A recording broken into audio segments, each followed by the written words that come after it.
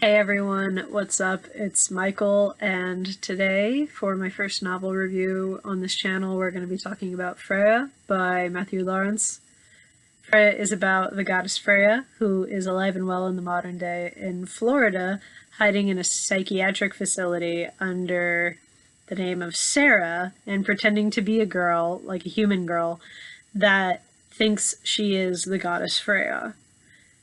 This is going well for her and has been for the past 30 to 40 years when a guy named Garen from a shadow organization comes to the facility she's at and offers her as many followers as she wants, except she has to join this organization and do whatever the people that run the organization tell her to do.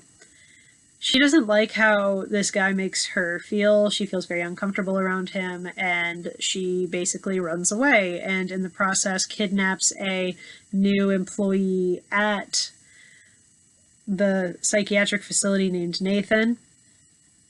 Nathan eventually decides to help her out because she is a goddess, and he knows she's a goddess, and in his mind he's like, what more could childhood me want? I'm going to follow this goddess. So, can't really argue with that logic. They decide to go to Orlando, where Freya becomes a Disney cast member and becomes, I think, Cinderella, and this is how she's going to gain more followers. And that happens in the first 3 chapters of the book. I want to go over some non-spoilery things that I really enjoyed about this book and why I think you should read it, or several people should read it, because it's just so good. The first thing is Freya is an incredibly well-written female protagonist. And I say that not implying that female protagonists are lesser than male protagonists. I'm saying female protagonists generally get the shaft when people write them. You generally get very multifaceted male protagonists, but you don't necessarily get them with female protagonists, especially by male authors, and I think Matthew Laurence did an incredible job of creating a very human character to be at the center stage of Freya. She has commentary on the social beauty standards and is probably a very nice protagonist to have when it comes to the body positivity movement. She is a curvy woman, and she doesn't agree with the modern advertisements that you generally see in fashion stores with very slender women, and she disagrees with that, and she has every right to. She is the embodiment of beauty, and she says, this is not right. I would feel terrible if I wasn't the embodiment. If I didn't know I was the embodiment of beauty, and I saw this, I would be very disheartened. I'm pretty sure that's very close to a quote that's in like chapter 4 or something like that. I probably should have looked it up to be specific, but we're too late now. She's also a girly badass, which is very different from literally every other female badass in YA.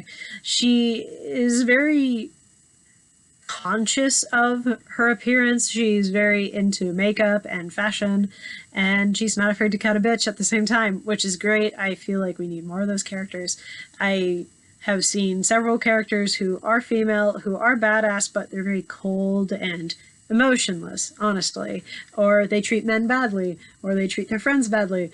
Freya does not treat anyone badly that doesn't deserve it. Like, she treats her friends with respect, she cares about Nathan, and the guys that do, and the people that do mistreat her, she fucks them up. It's great. There's nothing wrong with her, and there's nothing wrong with having a strong female character, and there's also nothing wrong with having that strong female character be girly, as Freya very clearly demonstrates. Also, she has flaws. She's a very human character, which is very accurate considering she's a god, and the gods have generally been exaggerated portrayals of humanity and the human condition. She has flaws, and sometimes they get the better of her. Sometimes she's weak to her imperfection. And That's great. Like, I'm very tired of the protagonist that has flaws, but they always overcome them. Or, like, they're mentioned to have flaws, but they're not existent in the narrative. Or they just don't have any flaws. Freya has her flaws, she succumbs to them sometimes, but she tries her best, and honestly, that's a great thing to have in a book, because we're all human, we're all going to mess up at some point, and I think it's important to have the characters in our literature reflect that, because we can't just spin a narrative of perfection in everything we consume. Another point that I really enjoyed is there's no forced romance. Nathan and Freya do have a relationship, and it is a very strong friendship that develops over time. They're able to confide in one another when they're upset or about their pasts, and they're there for each other when things are a little more dire than just an ex-girlfriend or something that happened 1,000 years ago. And I genuinely appreciate the build-up, and if there is a relationship, a romantic relationship in the sequel, that's fine, because Matthew Laurence laid the groundwork of a solid friendship that comes before that romance, so that this relationship, wherever it may go, it has a strong foundation, and I appreciate that. Another point is there are friendships between several different women in this book, so it's not the typical YA thing of women cutting down other women. They support, like, the women in this book support each other, and just because one of them may be more girly than the other, that doesn't speak to them being lesser than each other at all. The friendships in these books are more common for what you would see maybe from the antagonist of a YA romance, the popular girl that has lunch with her friends every day and gossips and things like that. And it's not like they're gossiping to put anyone down.